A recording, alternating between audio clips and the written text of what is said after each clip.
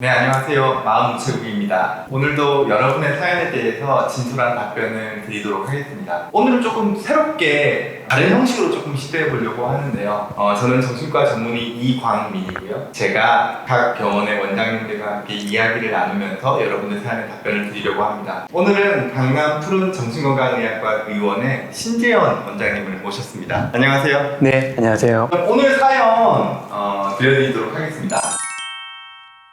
저는 사람들 앞에서는 제 감정을 이야기하는 것이 너무 힘듭니다.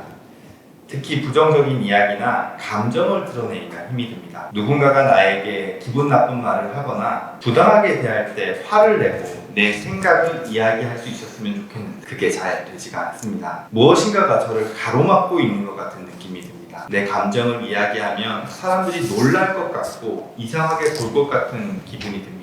요즘 많은 상황에서 이런 문제들이 반복되고 있다고 느낍니다. 가족, 친구, 회사에서도 같은 문제들이 똑같이 반복됩니다. 어릴 때는 몰랐는데 나이가 들면서 사람들 앞에 설 기회가 많아지고 만나는 사람들이 많아지면서 점점 더 이런 문제가 나타나는 것 같습니다. 이제 이런 부분이 제 성격이 되어버린 것 같습니다. 성격은 바뀌기 힘들다는데 더 좌절이 큰 것 같습니다. 변화하고 싶은데 변하지를 않고 도무지 무엇 때문인지도 잘 모르겠고요. 저도 제 감정을 올바로 표현하고 싶은데 그게 쉽지가 않네요. 어떻게 해야 할까요? 도와주세요. 이게 마음이 뭉클해지는 사연이어서 네, 그렇죠. 네, 좀 어떻게 들으셨나요, 원장님? 감정 표현의 어려움을 얘기하시는 분들이 너무 많아서요. 사실 저도 좀 공감된 부분이 많다고 느꼈고요. 근데 이제 이분의 특징이라고 하는 거는 단순히 좀 감정을 표현하는 것이 어렵다로 끝나는 것이 아니고 이런 문제들이 삶에서 반복되고 있다는 것이 좀 문제인 것 같아요. 일종의 좀 패턴화가 되어 있다는 얘기인 것 같은데요. 이제 단순히 몇몇 상황에서만 그런 것이 아니고 가족이나 회사나 아니면 친구와의 관계에서 똑같은 문제가 계속 반복이 되고 있다 보니까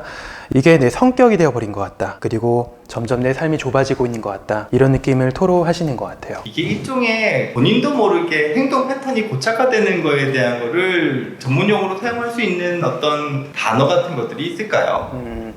자기가 가지고 있는 패턴에 대해서 여러 가지 많은 심리 치료들이 여러 가지 이론을 내고 있는데 제 생각에는 좀 관점을 한번 살펴봐야 될 것 같아요. 관점이라고 하는 거는 여러 상황에서 동일하게 어떤 위축된 반응과 반복된 문제가 나타나고 있다는 거는 결국은 상황을 바라보는 관점이 왜곡되어 있다는 얘기고 그 관점이 고정되어 있기 때문에 여기서 벗어나지 못하고 있다라고 볼 수가 있을 것 같거든요. 그 관점을 저희가 스키마라는 용어로 정의를 하는데요. 스키마라고 하는 것은 결국 나와 세상과 미래를 바라보는 시각, 눈을 말하는 거고요. 눈이라고 하는 것은 결국에는 유전적 기질의 바탕 위에서 성장 과정의 경험들이 더 쉬워지면서 생기는 일종의 좀 성격과도 같은 개념이라고 생각하시면 될 것 같아요. 어떻게 보면은 사연 주신 분은 누군가의 눈치를 계속 보게 되는 그러면서 위축되는 스키마라고 볼 수 있는 건가요? 스키마의 종류가 굉장히 많은데요. 그중에서 어떤 결함의 스키마라든지 아니면 좀 사회적 고립의 스키마라든지 아니면 스키마와 좀 관련이 되어 있을 것 같아요. 근데 어떤 스키마와 관련되어 있다가 중요한 것이 아니고 나도 모르게 습관적으로 내 안에 이런 패턴들이 정해져 있고 다른 상황임에도 불구하고 똑같은 패턴이 올라오면서 결국엔 똑같은 결과를 낳게 된다는 것이 문제인 거죠. 일종의 내 마음의 틀인 거겠죠. 네. 근데 이런 스키마가 잘 변하나요? 어떤가요?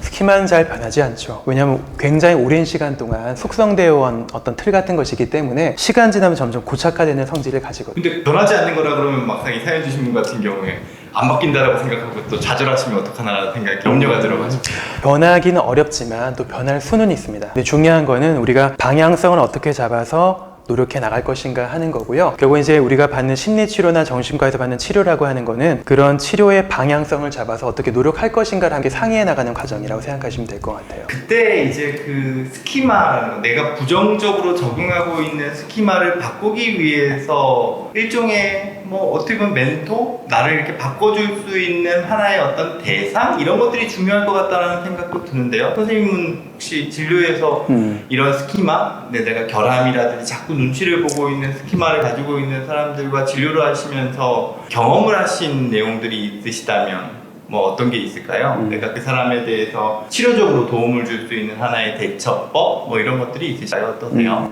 저는 일단 이분의 문제로 돌아가서 감정 표현 좀 어렵다고 얘기하셨으니까 특히나 위축되고 사회적으로 많이 좀 고립되어 온 사람들이 흔하게 나타나는 패턴들 중에 하나가 감정을 굉장히 억누르고 표현하지 않는 거거든요. 그래서 제가 많이 추천하는 거는 일기를 쓰라고 좀 추천을 드려요. 일기라는 것이 뭐 우리가 예전에 초등학교 때 하던 그런 뭐 일기 같은 것과는 조금 다른데요. 오늘 하루에 있었던 일을 간단하게 굉장히 짧게 적고요. 그리고 있었던 일들에 대해서 내가 느끼는 감정과 생각, 그리고 거기에 대한 느낌 같은 것들을 계속해서 적어나가는 거죠. 뭐 굉장히 좀 단순한 일일 수도 있는데 결국에는 내가 감정을 잘 표현하지 못한다는 거는 내가 감정을 잘 모르고 있다는 얘기고요. 감정을 모르고 있다는 거는 내가 식별해야 되는 연습을 해야 된다는 얘기예요. 그 식별을 하기 위해서 일기라는 것 자체가 도움이 된다는 거군요. 그렇죠. 식별을 하는 과정에서 내가 어떤 감정이 어느 정도로 나타나고 있는지 좀 식별한 연습을 하기 위해서는 매일매일 그런 기록을 하고 또 되새기면서 뇌의 어떤 그런 경로를 새롭게 만들어줄 필요가 있다는 거예요. 이게 저도 진료를 보다 보면은 그 눈치를 반복해서 보는 경우에 본인이 어느 정도 수준의 눈치를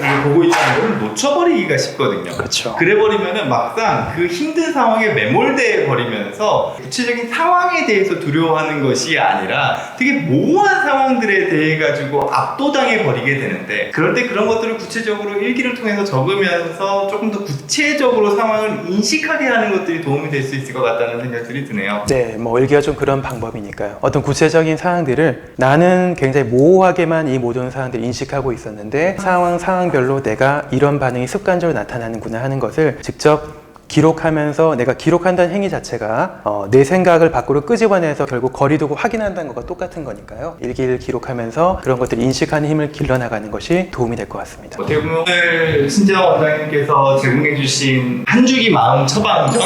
이 마음 처방전은 일기를 써보라는 걸까요? 네, 일기를 쓰는데 좀 더 구체적으로 말하자면 이제 본인의 감정을 식별하는 연습을 하기 위한 감정일기를 써봐라 라고 제가 처방을 드리고 싶습니다. 오늘 사연 주신 분에게 마무리 어떤 조언 한마디 이렇게 따뜻한 메시지를 주신다면? 성격이라는 것이 잘 바뀌지 않는다고 생각은 하지만 우리가 꾸준히 노력하다 보면 그 성격의 틀마저도 바꿀 수가 있습니다. 인간에게는 그런 저력이 있고요. 아마 질문자님께도 그런 힘이 있을 거라고 생각합니다. 힘내시고요. 네, 오늘 신재현님의 어떻게 보면 구체적이고 따뜻한 조언이 사연 주신 분에게 도움이 되었으면 좋겠습니다. 저희는 다음 시간에 또 다른 마음 사연으로 돌아오도록 하겠습니다. 감사합니다. 감사합니다.